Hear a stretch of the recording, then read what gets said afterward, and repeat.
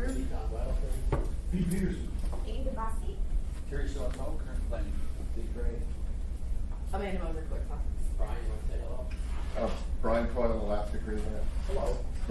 Okay, so you know you're not on the agenda. I did. You're welcome, sir. Okay. Okay, so first thing up is AO 2017-10 about outdoor storage and vehicle storage, which we dealt with at the last meeting. We had kind of one comment, Terry addressed it in an email to us, and you wanted us to cover this point. I'm happy to briefly cover them. The question is why did we put associated with community use that along with the change that allowed the outdoor storage in the PR and the PLI zones? And we did go back through and try to take a look at everything in that. And our preference would be to keep it as associated with community use. And the reason for that is that code has a very clear definition. In my memo back, I included all of the uses that are identified in code that actually are included in the community use category. And a great many of them are not like governmental or public. They include hospitals, and they include airports, they include any number of things that typically require outdoor storage. And John's question was, what about Joe Contractor in his case? And the code is pretty clear right now. Joe Contractor has a number of different options actually for outdoor storage. A lot of our contractors in town locate in the I-1 or the I-2 district with their offices, and in those districts, outdoor storage is a permitted use. So they have easy access to be able to do it there. And in the case of a B3 zone where a contractor might be located, the outdoor storage is an accessory use to a construction company. So both in the B3 and in both I-1 and I-2 and the marine industrial zones, that they have options for being able to store things. But most of those community uses aren't allowed uses in I-1 or I-2. And so they just don't even have options for storage right now. It was addressed in old Title 21. It's not addressed, it just was missed fundamentally when it went to new Title 21. And so we didn't use the word, we used the word associated with the community use because accessory to has a different meaning. It means that you have to be on the same parcel. Whereas if we say it's associated with community use, it could be on a separate parcel. And a case in point is a big campus like UAA or even the Providence Hospital has any number of properties. And it may be, for example, that there's a parcel that's across the road from the other parcels. And that might be the best place to put storage. And that's kind of the case with UAA, is that if the principal use is storage on that parcel, then you can't use it as an accessory use. So we wanted to be able to make it so that it has to be associated with the community use, but we didn't want to say accessory to, or it would have to be on the same parcel as the other one. So that's how we came to the conclusion that we would like to keep the language associated with a community use. And I would also note that the PLI and the PR zones are principally organized for community use types of activities. The other question, so the phrase associated with, is that defined somewhere? I mean, accessory use, accessory to, I kind of know that, but associated with. Only it's owned by some group and they're 5 miles away, but we found this line. Would that be associated with if it's? We didn't, we talked about trying to identify a specific distance, but we chose not to because as an example, Parks has parcels all over town. And some of those we really would prefer not to have outdoor storage on them because they're active community areas, they're near other residential areas and so forth. But some of these are sort of removed, you wouldn't even think of them as parkland if you didn't know that they were actually park properties. But they're really well suited maybe for storage of park gear that they use in other locations or in that part of town. So we were a little bit reluctant to try to say, well, it had to be within X distance of another park use, as an example, or of a community use.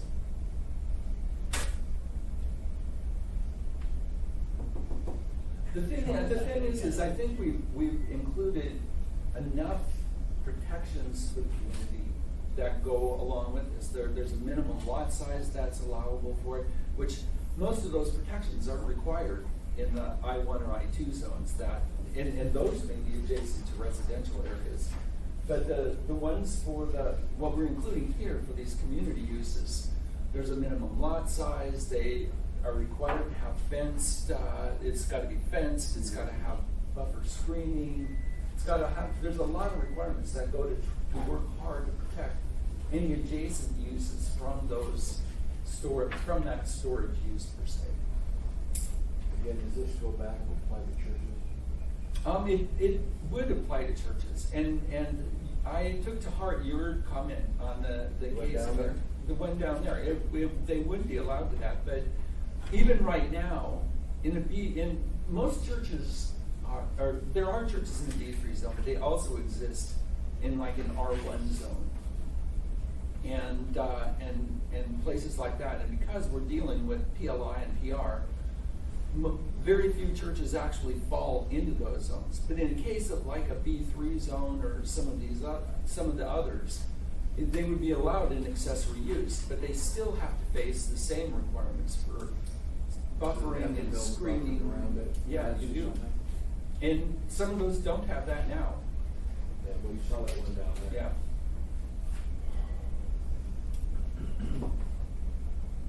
There's one new church on Lake Otis issue. I just, for hearing what Terry had said and seeing his memo, I totally see a potential, especially what you say about, somebody can have an associated use and it can be 10 miles away. But when you consider the other impacts, especially to, like, I think the best example is parks probably, because it's something we can all kind of wrap our head around, but I'm just not swayed to take that phrase out of it yet, because I think he makes an argument, a compelling argument, that there's enough protections in there to protect from abuse of this provision. But there is, we have to recognize there is a gap in here, because and Erica's not here today, but I didn't see any definition. Is there a definition in Title 21 that specifically says this is an associated use? There is not right now, and I think that's probably a bit of a valid idea, a valid criticism of it at this point. It would be good to probably have a clear description of what does associated use mean in the definitions that are in that. And I think that that's something that I think we have to carefully word, and not just, let's just write a sentence, because I think you can have impacts if you don't intend, especially when it comes to definitions. But I would be okay supporting this as is. And I think a lot of the things we see in Title 21 when we saw it initially, this is why I pushed so hard to have a rapid review process, because we know there's going to be things that have unintended consequences. If that happens, there's got to be a way to streamline it. And that's the whole reason you essentially identify an issue, bypass P&Z, especially if it's not a substantial core part of Title 21, it's just an unintended consequence. That's why we set up the process we did to basically come through this committee and go straight to the assembly. So if it becomes, something that's being abused, I would anticipate the department would tell us fairly quickly. So I'm not, this one I'm comfortable going forward. And, we can always reevaluate it again in 6 months, after the first summer season. But I just don't see that there's going to be enough.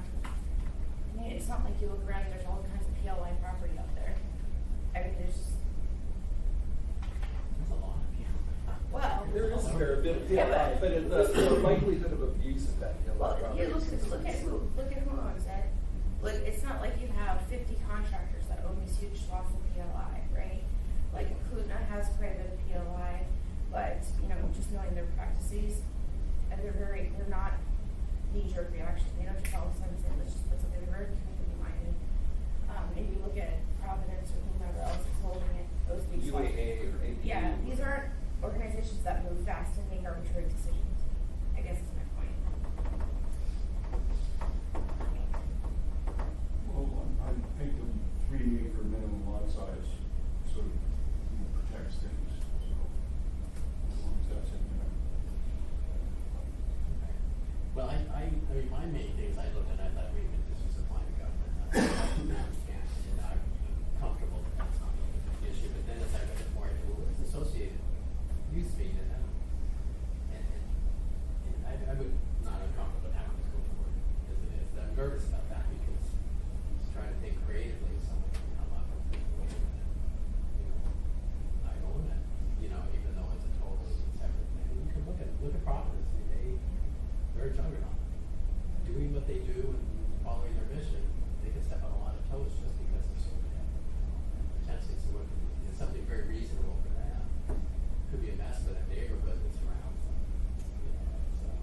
The 3 acres is certainly valuable. But, you have 3 acres of Whatever. construction equipment there for 10 years, or something in a gravel pile or whatever it might be, what's associated with their operation.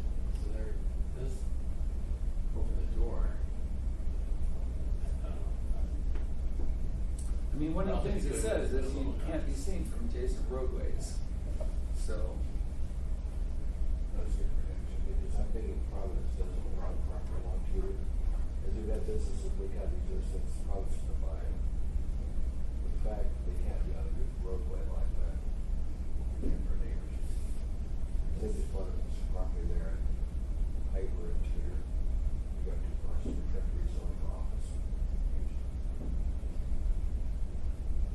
Okay, so what do you wanna do? Let's send it forward.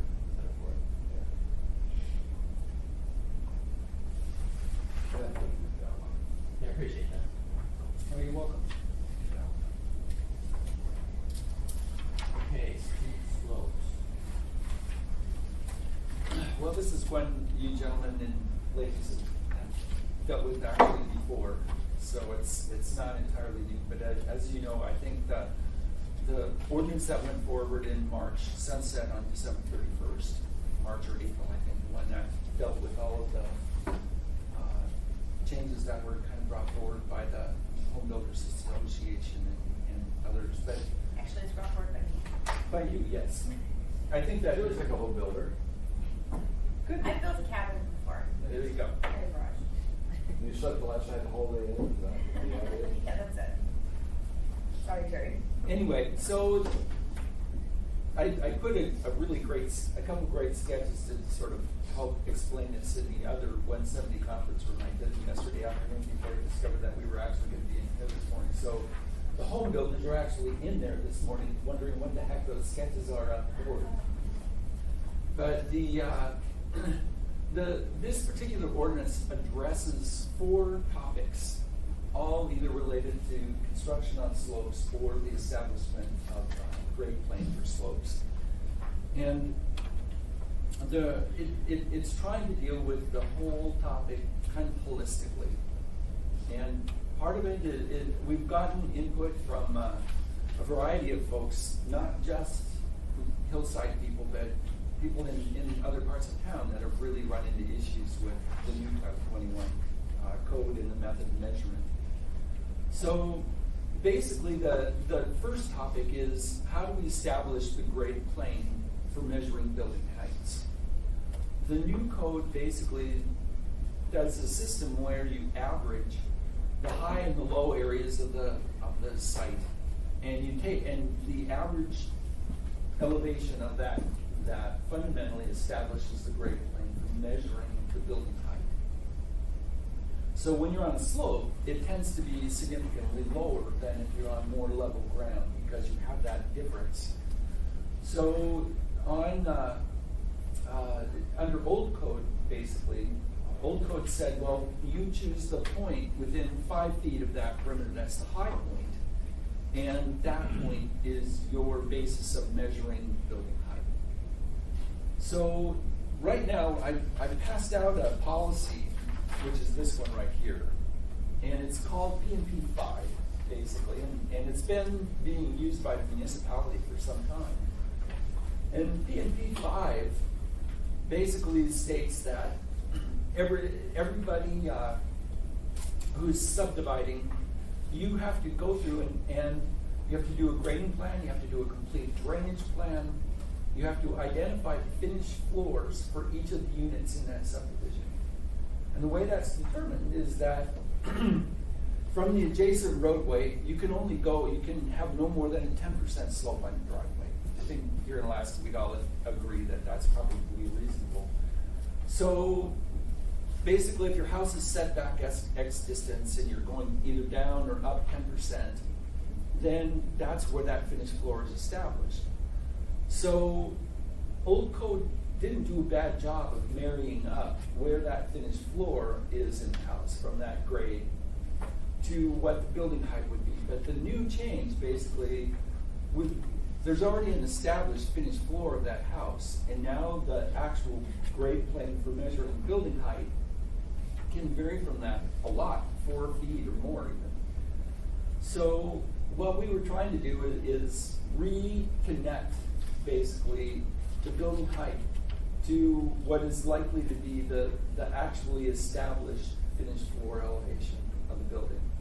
So I worked with the long-range planning folks, and fundamentally, right now, you'll find all 3 options in there because they've indicated that there are some cases downtown where that average method works to the benefit of a builder. So fundamentally, you have 3 choices of determining that grade plane. You have the choice of identifying the high point that's within 5 feet of your building.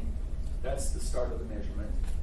Or if you have 10 feet of difference from the front of your lot to the back of it within the area where your home is, then you can pick the low point and go up 10 feet, which will be slightly below where the high point would be, some distance.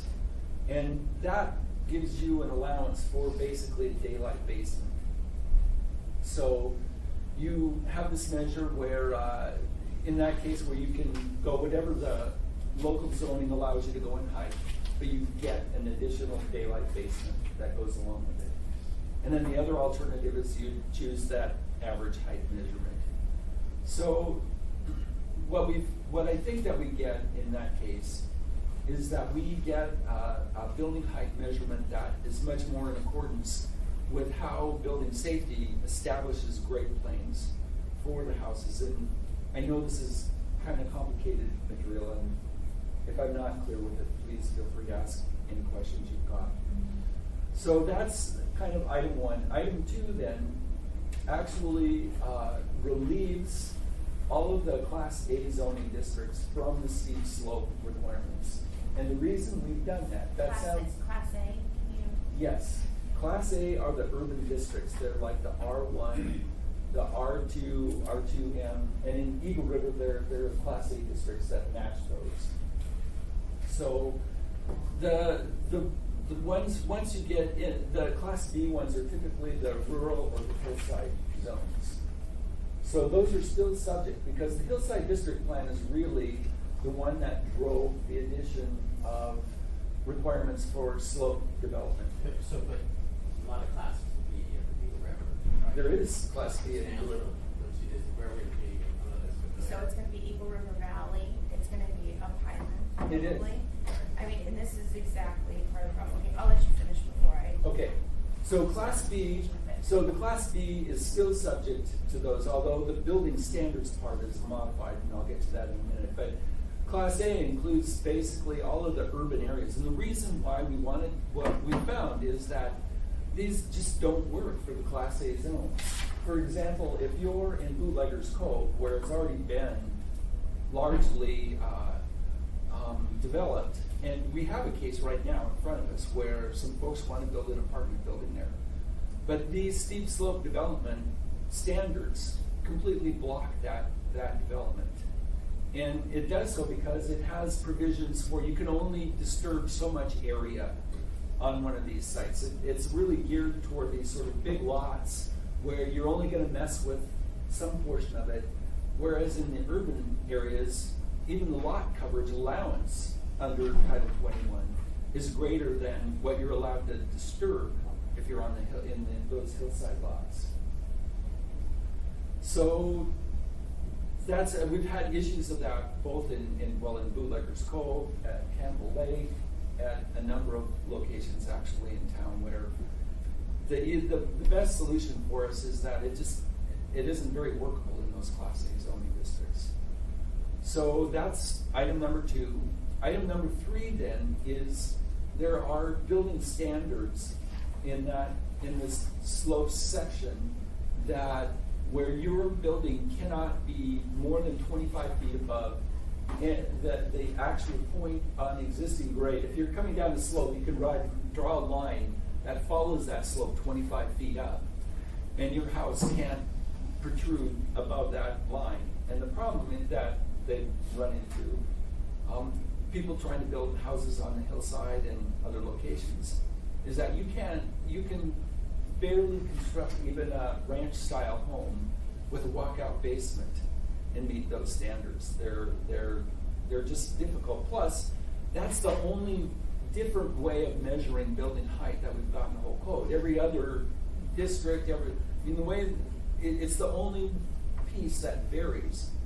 So, code for the slopes still maintains a lot of protections for drainage and for all of the things the Hillside District Plan is trying to accomplish. But the building height really doesn't have a relationship to the drainage issues that are out there. So what we wanted to try to set it up is that on a steep slope, you get the basic provisions of the zoning district that you're in. So if you're in an R5, the height limitation is 30 feet. If you're in an R6, or Eagle River has a similar ones up on the slopes, then you get the 35 feet that's allowable in that particular zone. So we got comments back from the Rabbit Creek Community Council and others, and they said, well, that means that if you have the walkout basement option, you're actually when you're looking uphill at these, you potentially have 4-story structures because they get a walkout basement and then 3 stories above that grade plane. So we said, point well taken. What if we then just say, okay, well, there's a 35-foot. We don't touch the 35-foot height allowance, but we basically state that in the steep slope areas, you can't have more than 3 stories in a given plane.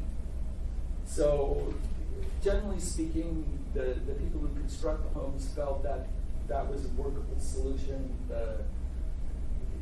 I don't know that we've firmly convinced the folks at the Rabbit Creek Community Council on that one, but the fact remains is that you get pretty much what's allowable in other parts of the zoning district.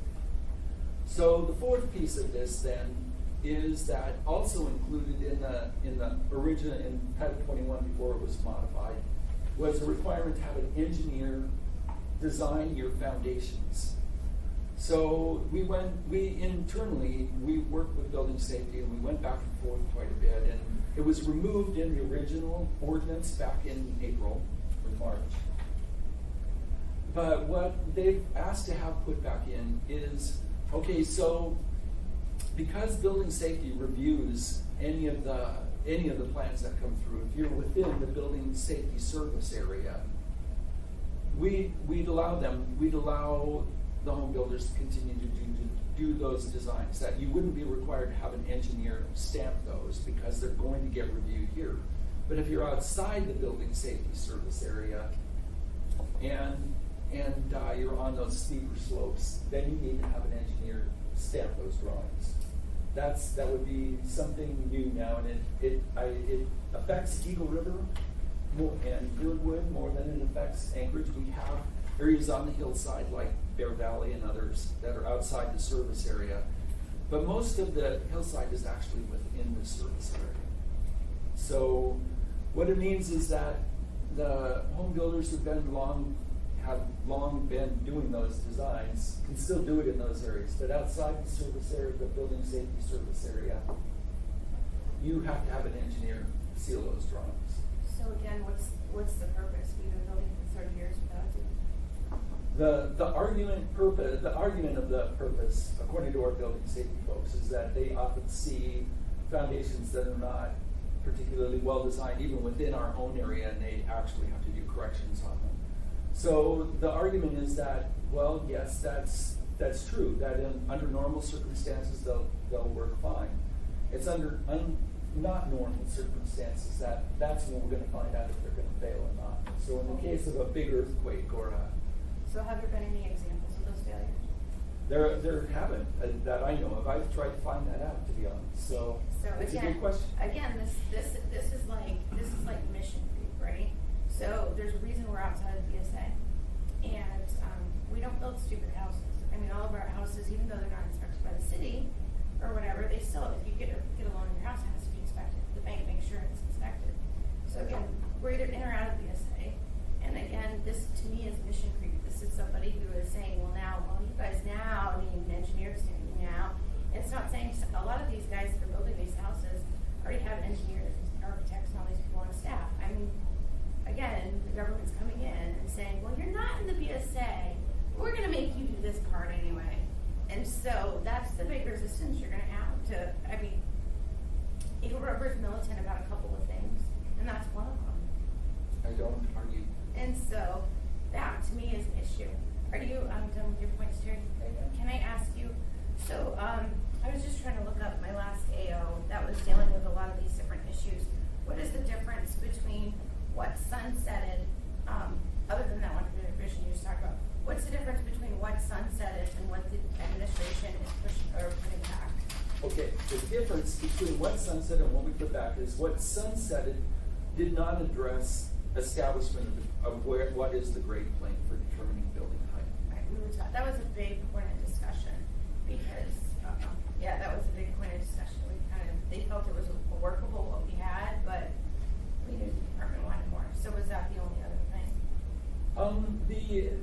That's the main one. The one is that one that you just talked about, and that's the requirement for foundation design if you're outside the building safety service area. The other one that wasn't in previously is the removal of the Class A zoning districts from the requirements of the steep slope provisions. This is going to be, and I'll just tell the members of the community this. I sent Debbie an email. She's the chair of the Cherokee River Advisory Board, and this potentially has a significant impact to Chugach Eagle River. And our Chugach Eagle River Advisory Board hasn't even taken this ordinance under advisement yet. They haven't looked at it yet. And I would submit that, considering the fact that we're talking about all of Eagle River Valley and all of Highland, pretty much, not all, but a significant portion. And then we talk about this, what I call mission creep, into the outside of BSA area. I think this is a substantial enough change that I would request that the committee delay this for a short period of time. And I don't mean a long period, but just long enough so we can ask the Chugach Eagle River Advisory Board, who looks specifically at land use issues that affect Chugach Eagle River, to take a look at it and get their comments back. Maybe we will, Debbie, say maybe meet. They meet as needed, so all they need to do is fulfill the public meeting requirements, and they typically will meet on a Saturday. It's usually when they meet, so they could potentially meet next Saturday. So I'd like to hear from Debbie. I'd be willing to even go out and talk. That would be wonderful, because my thing is, especially if we can proactively approach them and say, hey, listen, we want your feedback, then they don't feel like we're trying to get one over on them. I'll try to shut it down. Yeah, exactly, and that's what I want to avoid. I want to avoid any, look what Anchorage is doing to us now, kind of thing. But what I would say is, it isn't something being, right now, the requirement for the steep slopes, Oh, yeah. it still is on it. No, The ones we're just taking out are those sort of Class A zones, which are really already developed. No, I totally hear what you're saying, and that's why I say, I I know my community very well, and I know they, especially when it comes to anything to do with property or building or whatever, they tend to get, very involved. Potential. Yeah, very involved. So it would just, I think it'd be helpful for us to proactively approach them and say, hey, listen, this is what we're doing. This is why we're doing it. And I think it would, I think it will go a long way to, having a collaborative move forward versus something that's controversial. If you're okay with going out there. I'm fine with going out there. I think there's still potential for controversy on this. I won't Title argue 21 about is that. always right for controversy. And that would be super helpful for I guess how many years ago we put Debbie in charge of Title 21? She was on the Assembly for 10 years. I worked with Debbie It just closely got for years done on when she that, left. so. It would be wonderful. It's an ongoing process. Question, what is that committee? It's the Chugach Neighborhood Advisory Committee. It's a committee made up of all the community councils. They all have representatives. So any issues that have to do with land use, that have to do with major issues that impact one or more community councils, all have the opportunity to go to this committee, and it's one voice for the community, basically, that land use and major infrastructure things like potentially large road projects. Maybe that might go through 2 districts. Or like I said, they really do focus. So when you remember the committee that was developed to basically draft Chapter 10, they used to have a different name. But a lot of the same members are on this committee. It's kind of like Halo. Yeah. Except I for don't this have one's any establishing trouble. code. Just a question for you, we've gone through on this, the normal procedures. It was sent out to Go all the the community planning councils, commission, but- But you would have gone to this group probably. This one usually takes an assembly member referral, or any member, and they can activate themselves if they see something come up, but otherwise, anytime something's referred to them by the assembly, or an assembly member. So this one is something that we established actually in code. Well, that could be, Yes. Yeah. where, which code, where, It's gotta be, is it chapter 10? I can't I think remember. it's in 10. I think it's a 10, but we did establish this committee in code. Oh, really? So unlike Halo, this is actually a formal, and it's supported by the clerk staff. Like it's reported, it has to be public noticed, the whole thing. But they're super flexible as far as when they can meet and stuff. Well, I just would want to make sure that, maybe they need to get into this loop for, especially if they're in code, because they should have had this stuff sent to them. And they may have, I just haven't seen any comments from them, and typically I will. So like I said, let's see, let's look at our calendar. Our next assembly meeting is the 24th. So, in February, when is our meetings? Is it the 17th? It's the 14th? So if we just, request a postponement of this to the 14th, would that be okay? It's fine. So I don't think- I don't see, the only issue I see coming up is that we're now into that sunset zone, and this is the time of year when they're starting to look at Right. getting preparations. And that's why I'm not requesting like even a month out. I think if we just give them to our first meeting in February, I think we'll probably just have it done. That's not a big deal. I want to make sure your work is right. Yeah, definitely. It's usually done at committee. But there's been a lot of folks on Hillside. Oh, I know, I expected we're probably gonna hear from some of those, but I mean, they've called the office here and we've tried to explain, but. Well, I have to do this. So you know Diane, huh? Oh, yeah. I think the main thing that kind of either willing to acquiesce or accepted that, okay, except for the 3 stories is not 35 feet. Because if the goal were, where we talked, when we worked on this, is 25 feet, why 25 feet when ours says let's everything else be 35, okay? Let's go to the basic height limit. Well, now we've gone over that though. Right, because you can have 3 stories could be substantially more than 35 feet. You It can have a potentially could be 14 some foot, of your them. main floor could be higher, you know, it's not uncommon, Right. and then a couple 10-footers or 12. But consider also that the R6 zone, until the start of this year, when Title 21 kicked in, it was unrestricted height. you know, look up there, it's like, do we punish the average guy who's going to do a decent job for this and constrain the whole rest of the zone somehow? Or do we accept that there may be some people who try to push the envelope a little bit on this and I mean, no matter how tight we write the code, there are people out there who will sooner or later try to push those boundaries. But do we try to punish everyone for those characters? Yeah, pretty much. It's kind of how it goes. Right. So what was the problem with 135 feet instead of 2 stories? What was the problem with 35? Because it's unusual in the code to say number of stories. 'Cause It that is really a unusual. vague number. Because So- the deal is I think they didn't want, you could potentially have 4 stories. You have this 4-story exposure with the walkout basement, the establishment of the grade plane. You can have 3 stories above that in that R6 zone, and then a walkout basement. Well, if you're on the downhill side looking at it, it's a 4-story building. I don't, and John brings up a good point, because when you first said that, I thought, what difference does it make if the height is essentially pierce the plane, you can be this high, what difference does it make if it's 4 stories or 3 stories?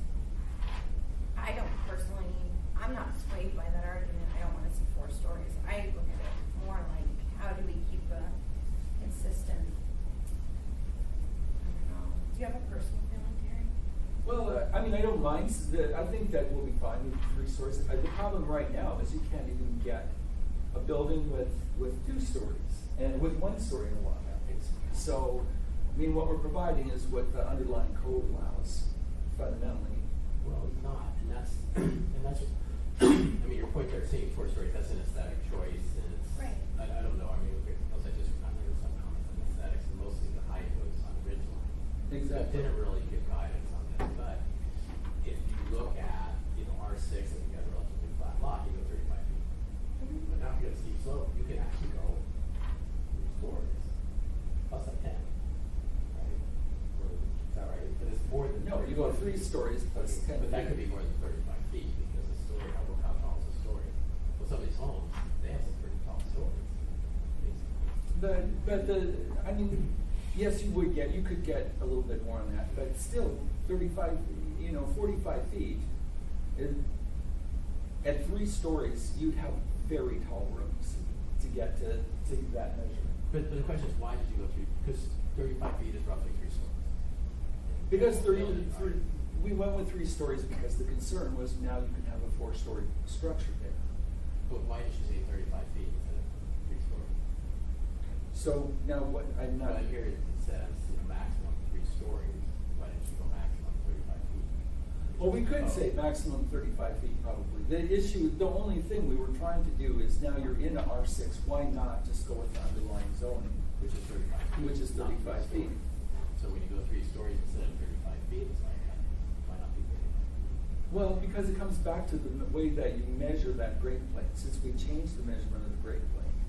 And the fact is that, we have homes like that in Campbell Lake area. It isn't just restricted to the hillside, but But there's those lots. are now. I mean, now we're just doing Class B. No, that doesn't go to just Class B. On the 30. I thought all of this was No. Class B. Well, I'm sorry, because we have eliminated the Class A from the steep slope structures, but it doesn't go just to Class B. If you're on a site that allows you to have has more than 10 feet of slope across the building, whether you're in the Campbell Lake area, wherever it is, the underlying zoning is what drives it. So, for example, if you were in Campbell Lake and you had the underlying zoning only allowed 30 feet, you get 30 feet plus 10 feet for a walkout basement. Okay, I understand. I'm just looking at this one section here. It says establish the grade plane structures are limited to 3 stories on the downslope side. And it seems more typical in the code to go with whatever the underlying height would be. So in R6, structures are limited to 35 feet on the downslope side. But that's the underlying. But then what we need to do is we'd have to, for every single zone, include what the difference is. Oh, so okay, so that's the rationale for saying 3 stories as opposed to number of feet is because you don't wanna specify each zone. So Exactly. we could put, this would get work, so, but it could, that structure is limited to the maximum height of the underlying zone. You can say that, would that be your zone? Yeah, that probably is doable. I think people would be more comfortable. Is there, so, but that was your rationale with the 3 stories? It was. It wasn't like some building issue that they needed to have an extra 2 feet? or No. whatever? I would like to propose that. Because that is a real sticking point with people. Why do you, it used to be more restricted on steep slopes, now the sense is that nothing more. No, they get what they used to have. And used to isn't work when people say, I know we used to do it that way, but we want to improve. Right. And in fact, the Hillside District Plan does kind of say, no, we did it that way, but that was working so well. So the preference would be to go with a height designation versus stories.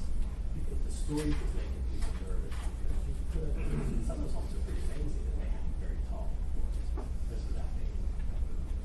And I know when we addressed this last time, the real sticky point, and this is what basically made it practically impossible to build on these steep slopes unless you had 1 story and a flat roof, was how they were measuring. That was the sticking. That was, and that was what we tried to address sort of kind of before, and that's what, it's like, well, we need more time, but it at least gave us a building season to kind Yeah, of. but that is corrected in this thing, Yes, so. yeah.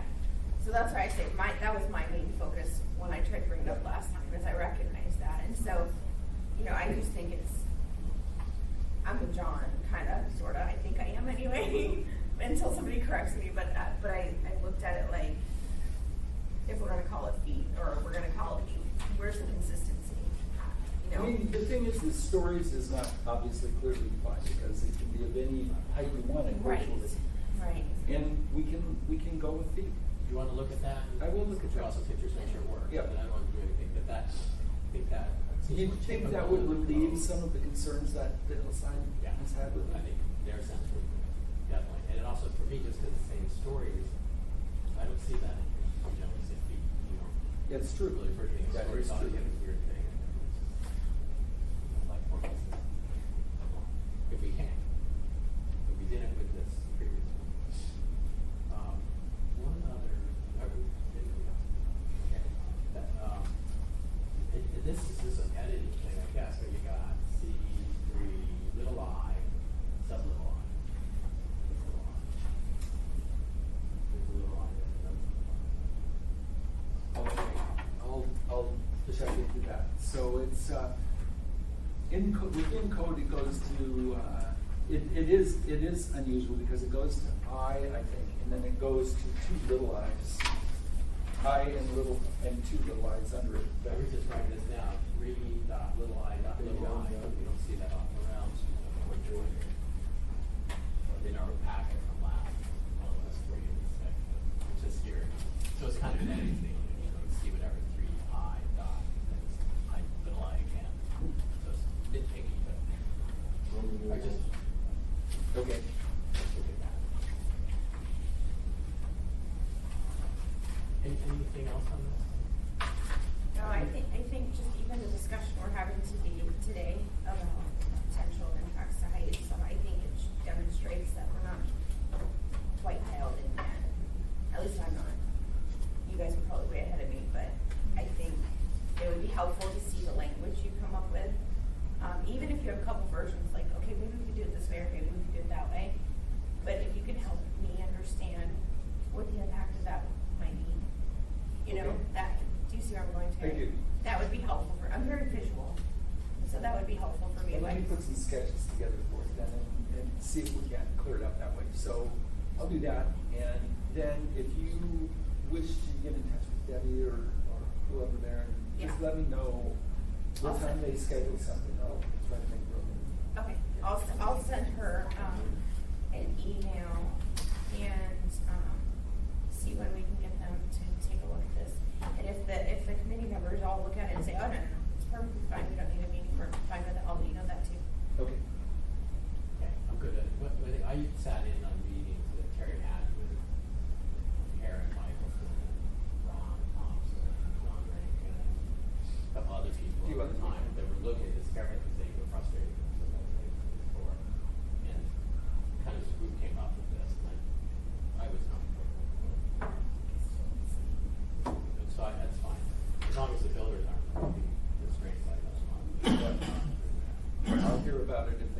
And it, like I said, December 14th, today is what day is today? Today's 19th, it's not a month. So, now would we, you would have to do the right thing, we're gonna put it on, we're gonna meet again here over this, or we're gonna just put it on this? Well, I think we need to make a decision on the language that he comes up with maybe for that amendment, but we're gonna have at least another meeting before the 14th. I want to get it. Yeah, and, So you wanna bring it back? yeah, the other thing I, Quite frankly, I'm a file matter. yeah. I want to make sure you two guys are happy, because I don't have tall buildings in this part of town. You don't have enough, you should have more. That's all right, we'll just change the boundaries, nothing got the whole side, I'm happy with that. Well, we do have some steep slopes up on Stephanie High. Yeah, we do. I don't, you guys do. Okay, so the plan is to send it to the order committee, bring it back afterwards to this. Yeah, and like, my recommendation would have be date certain. My recommendation on Tuesday night's meeting is to postpone this to February 14th. Because we're not sure if we're gonna have a meeting on the 31st or not, but that's the first meeting in February. So I wanna get it done. I don't wanna progress it, but if we give the Eagle River Committee, say, listen, this is the date by which means you have to get it back to us, they'll get moving. For what it's worth, I will be out of town on November 14th, but I will have staff who are available to address it. Good.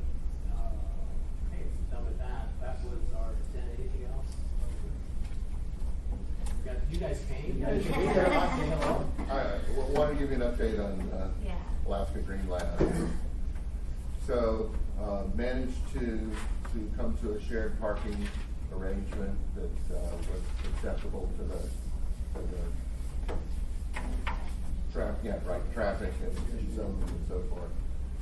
And So we got the secondary issue now.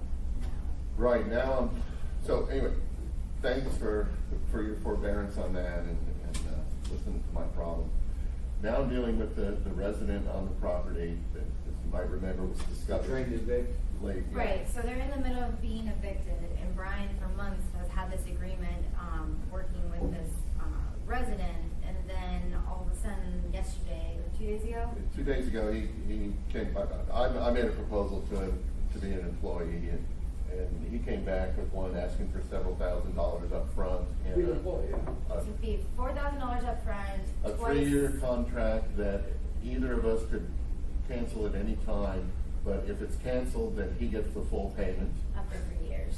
So it's basically extorting us, and this issue's gonna resolve itself once the eviction's done, but we were wondering if maybe, we could utilize Amy's ordinance to get an extension on, still be able to open, to get an extension on this caretaker issue for. And I just like to emphasize this, there's no common entrance, we don't share a wall, we don't share a ceiling even.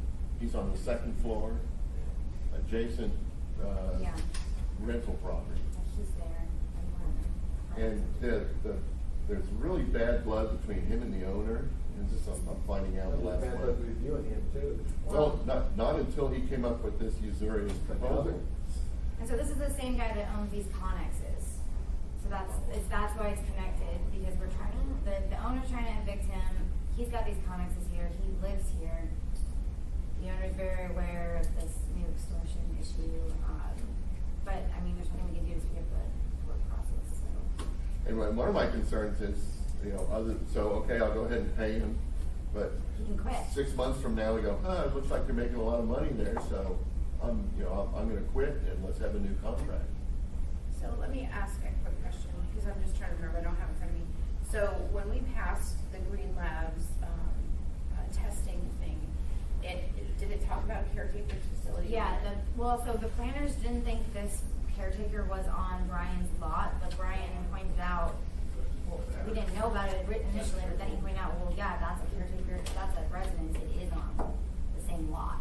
So even though it's technically, he's really not a caretaker, it's a residence on the same lot. Right, yeah, and then you guys said. He rents the other properties Yeah, right. on that lot. So he already does like go around and look at it, but the like wanted us to have an actual agreement between AK Green Lab and this particular resident. And let me just back up. So the marijuana code stipulates that if you have a resident on the same lot as a marijuana facility, it has to be a caretaker. Exactly. It can't be like a renter, somebody you don't Exactly. It know. has to have a relationship with the. That is an interesting catch-22. It's the first time we've run into it. Amanda, did you have a comment? I don't specifically have a comment. I think. Oh, sorry, John. It's interesting, I think maybe with testing facilities might be something to think about with the rewrite that's in the process. And I'm not a specific land use person, but I know there's some other carve-outs that are different from testing than others. And I think when you're talking about testing facilities and marijuana product that is there, it's Small. It's Grams, minute. minute quantities, and we, it comes to our facility and we destroy it in the process of testing it. We don't have stores of it. We're not a target by any means. I'm trying to be good. I have to get in the habit of doing that. Sorry. If I can ask you this, Terry. So our last discussion on this particular issue was focused on traffic. It was supposed to focus on the parking issue. If we were to utilize the option of bringing forward an AO, introducing the AO, so they could have 6 months to get into compliance with a caretaker facility, whatever that means, because if in a rewrite or something we deal with this differently, would that be something you could utilize or would even recommend? I mean, I think we could utilize it. I'm always concerned, I think, when we write AOs to a specific parcel or that, but sometimes that those kinds of cases are warranted. And I guess I totally agree with you. And I guess when I was first talking to Erica, I was hoping that the department director just use his discretion and say, but she said, oh no, and it was a resolution before, right, for the license, and because of the problem, she said the only way we could do it really is through an AO. And I don't want to. I mean, it's specific to his license, so I don't know how else to change the conditions on his license to allow, a 6-month period or whatever it is to come into compliance. And I would advocate waiving, specific sections of law or whatever. Like I said, the caretaker facility is a caretaker facility, especially if that's how we wrote it.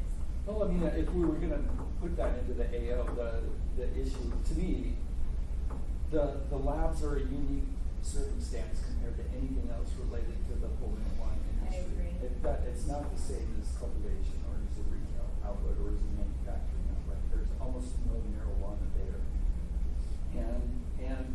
And it's also vitally important to the entire industry, fundamentally. Well, it's community safety. So a carve-out that simply said that the caretaker or the residency requirements are not applicable to lab situations seems appropriate. So Well, I think, and if I could just follow up, I think with a specific, just the same reason I said I don't want to just blanket make a decision for the Title 21 thing without really thinking it through. I think with regard to this one particular one, I wouldn't be ready yet in 15 minutes of discussing it just to say, well, let's just change the code. I think it's something that we should go back and look at and probably change. But for his specific situation, could we go back and revisit the AR that we previously passed? And the reason we said it, Sure. and maybe specific to the caretaker facility, give a 6-month whatever, and then while that's happening, we can go back and look at the testing facility caretaker requirement. Would you agree with that? yeah. Can you get that ready for Tuesday? We can get it on the, if it's ready by Friday. Erica had told us before she could have it ready by, is she not? No, she's not. Okay. She had excused herself from the slope this time. I don't blame her. But my thought last time was, okay, you guys think you have your parking handled. If you don't, just let us know, because she thought we could definitely have an AO ready for Friday to put on the addendum. And then we introduced it on Tuesday, and then we can bring it back up on the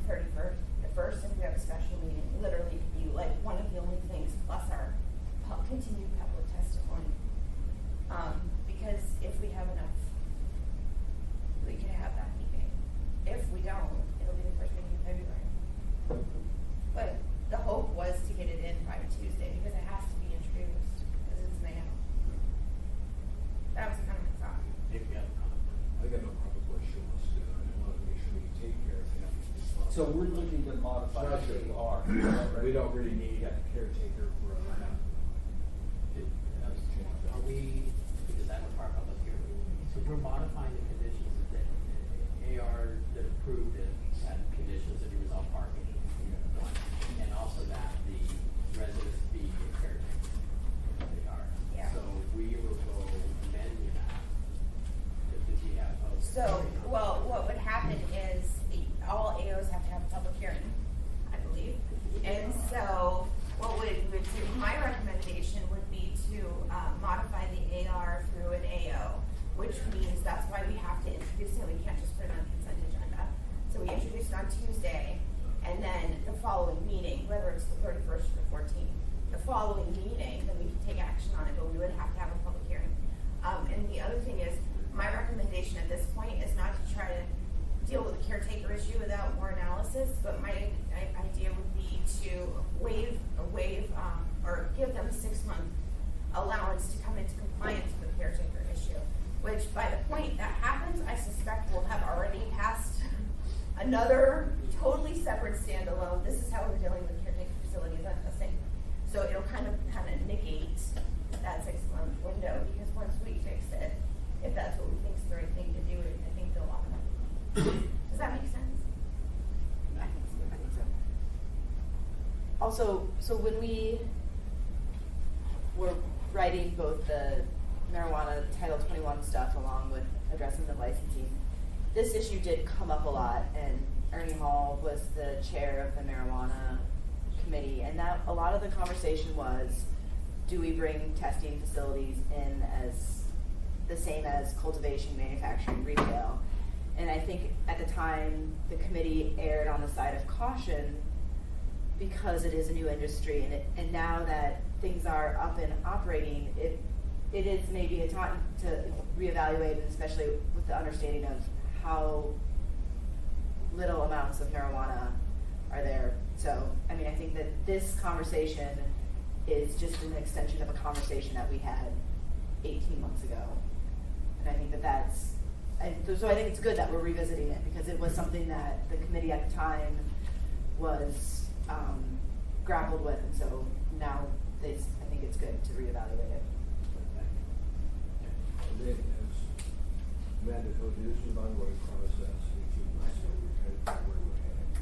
So as we change it, it's fine. I mean, we have a omnibus change coming imminent thing, so I don't know if this is in it, but we can ask Eric to certainly highlight this and have Eric have this in there. I'm gonna have to get a call out to her. But Terry, surely means different things to people in the industry. I understand that. I deal with it shortly quite a bit. And the other thing I would ask that we consider, if we're considering pulling testing facilities out of the caretaker issue at all, and I don't know how much this would happen, I mean, probably very little, but, there's things we should consider, would it be okay to have a 4-plex on the same property as a marijuana testing facility? Or is it just limited to one residence or a duplex, or, so that's why I say I'm not ready just to throw the entire section code out without a little further contemplation. But I think in this particular situation, we have a copy. Can I see your? Yeah. Just to show. We have. Oh, no, yeah. We have a copy here of the. And you said like this is for residents, right? Well, yeah, so the second floor of this. And here, so we have this, and I'll pass this around to you, but we have the drawing here. This is a unique situation, and I think you can look at the drawing and say, okay, they're not gonna have. So this is the facility right here, and the residence is right over here on top of the building on the 2nd floor. And you guys are on the 1st floor. Yeah. So, Hard to word in code though, but there are cases, if you had a place where you had a 4-plex, could one of those be used for testing, that would be primary use. I don't think you find it in the zone, it's not allowed in, typically it's not allowed in the zone. There is a caretaker provision in industrial zones, so typically when there's residences there, they're associated with that caretaker use. But you could have a residence. You could, you could be residential, so you could have a fourplex and be three. So, but would that be, I'm trying to think of phrasing it like but that would be residential as the primary use of that lot. In this case, it's kind of accessory use, is that phrase? Or is that not out? I don't think that would. See, and this highlights exactly what I'm talking about. I think this whole discussion, I don't know, I know where, I've been there, I know. I think this whole discussion is helpful to have a standalone by itself, but rather than contemplating this particular situation. But looking at his situation, you can tell, I think it's unique. It's not often you have a residence on top of a strip mall. That's what it is. And so I've been there too. So it is unique, but I'm fine with, especially it is a testing facility. We only have one operating. I think and I'm not, don't take this wrong way. I'm not concerned about the industry. I'm concerned about the community. And so you're introducing a product. I think it's helpful to have 2 foot testing facilities so I can check and balance. And I think for community health and safety, it's a good idea to have more than one testing facility. So, anyways, I'm happy to do that. If someone, I'm going to assume Erica told me before she would write it up. But I would be happy with it. thank you. I just, one comment is when you said is having residential on top of retail, that's actually something that's being encouraged in our many plans. We Yeah. have more of that, we have some in Sonora, quite a bit, it's not unusual. I was thinking. It's unusual that we don't. Yeah, I was gonna say I haven't seen any on top of a strip mall before. We have, across the street from the windmill on Spinard, us in Mountain View, Cookland Housing built a bunch that has retail on the bottom residence. I didn't realize that. I thought it was all like. Nationwide. It's doing that. Doing it. It's Right now, going. it's Spinard is doing it. I would think you could do something in the language that, the reason we didn't know about this residence is they never filed a change of use, from commercial to residence. So maybe if there's a fourplex and it's obvious that, the use is residence, maybe there's some kind of language you guys could craft about, if there's a change of use on the file. Because that's how we got into this stickiness, we didn't even know about it until Stuart probably dug into it. And then to Amy's point, that's exactly what's happening in Laura 48. If you only have one testing lab and there's no checks and balances, they can, not that the existing testing lab here would ever do this, but there has been incidents where they fake the results or not. Skip processing. Yeah, exactly. And so that's why it is important to definitely have another one on the market. Yeah, because what would happen if all of a sudden something realized something was going wrong in one testing facility, the state comes in or somebody comes in and shuts them down, then you have the whole, you do have a whole quagmire that it's just developed. Yeah. And that would obviously impact it, Right. industry. And there is a provision in the state regs that allows for on-site testing if there is no testing. That's not something you really want, right? No, and Yeah. that's a provision for a manufacturer, or a processor, let's say, to test his product, his concentrate product that he's developing. And I'd also like to say, you're all invited to come by, I'll give you a tour, show you the facility, we're set up, and I think it's a great operation. What is this going to cost? The eviction? I couldn't tell you the date, I know there's been a lot of to and fro. But I can find out. I expect that, the last time I talked to the landlord, which was on the weekend, he said, he expected to have him out of there in a couple of months. Terry, are we doing anything to get rid of the Quonset that's still there? Of the connexes? Yeah. I can just answer that. The connexes are legal on B3 property as long as they don't take up required parking. The agreement that we went through and the parking arrangement we went to allows the connexes to remain. But the guy's being evicted that owns But the Connexes. they will go away when he leaves. But in business and in all properties, they allow for up to 2 connexes in this type of situation, if the parking works. In this case, because of the final parking analysis that we went through and did the shared parking agreement, it's been signed off both by Hal and by traffic that the connexes are okay in the place because we have the required parking without them having to leave. So The you're question saying before that was. As he moves out, there's still could put more connexes in there? Yes. as in most businesses can, most properties in zoning allows them, so it's not, so it's, if you did I think that was added several years ago when the connexes were just rampant and they were trying to get rid of, they allowed these to go on a multitude of zonings. Terry could probably answer that. Most zoning, business type, industrial, they can. Well, have- industrial and B3 Right. have allowances for it. It's not like they can go crazy. The problem is that they can't occupy required parking. Yeah. So, So in this case, there was able to be a approved parking plan that was not impacted by the connexes. I think that was the main issue of the connexes. Yes, They were- that was the main issue resolved. before, but that's been resolved. Can I ask one question? So, I don't know if anybody else wants to, but I'm happy to sponsor it. I know, Dick, this is your district.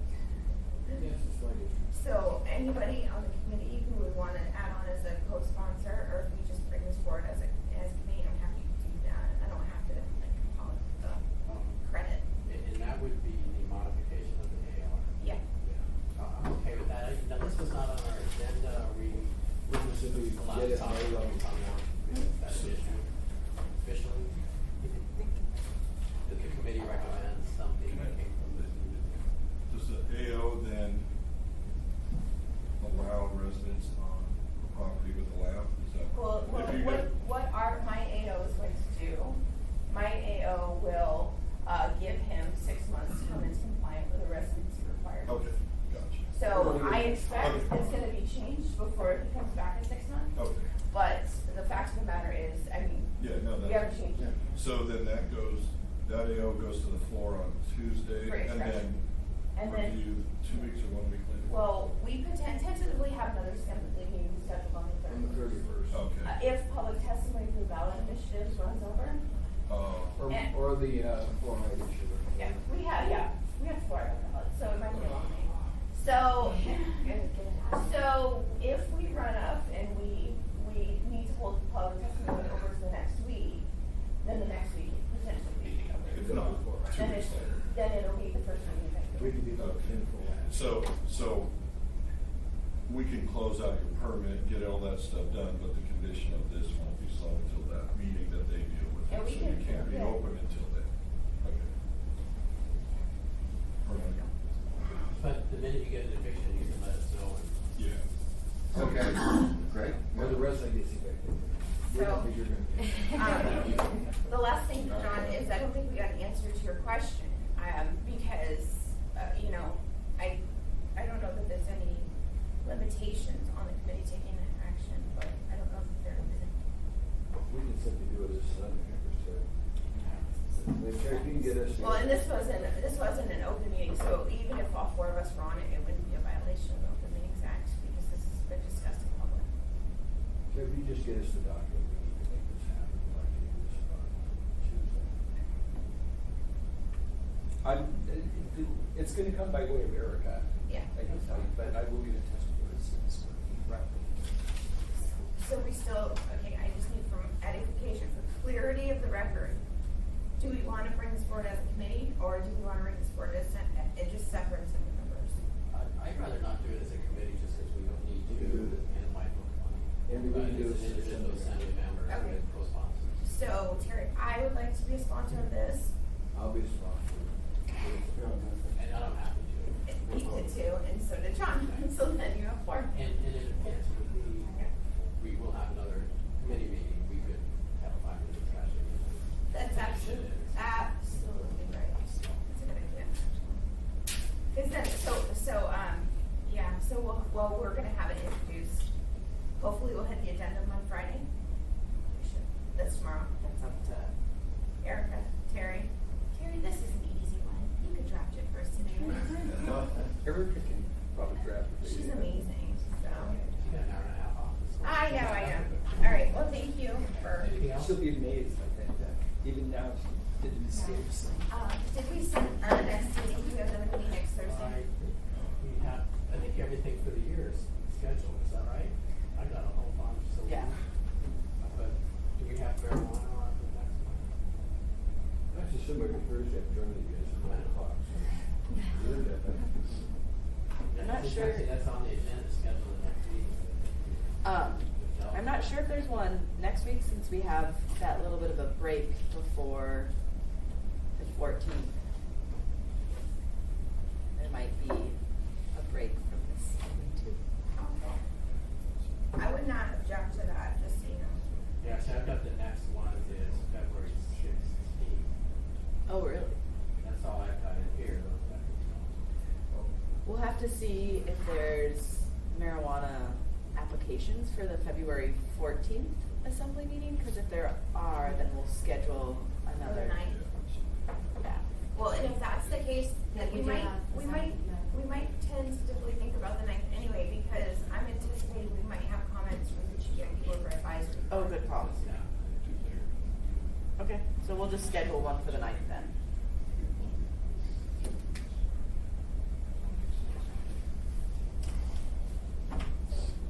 Yeah.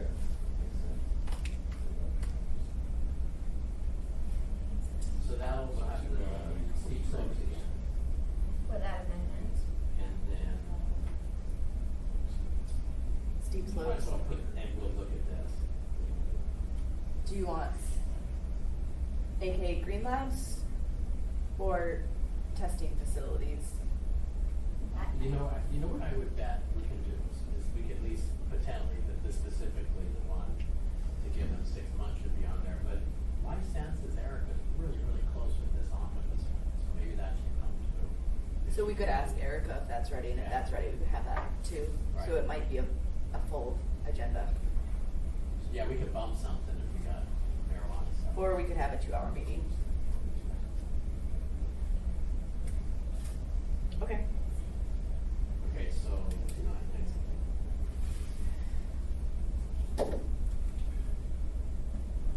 Terry, is that omnibus one available for people to look at now? We have. I don't know. I don't know yet. I'm myself right now. I'll talk to Eric and see. I haven't seen either, just to talk about it, just all the little things that have come up, you know, kind of looking. And if you want some input on specifics relating to testing facilities that don't really comply or don't really fit into what's in the code, I've got a list. It'd actually be really good if we could just email us, kind of brainstorm a list, send it, we'll get that to Erica,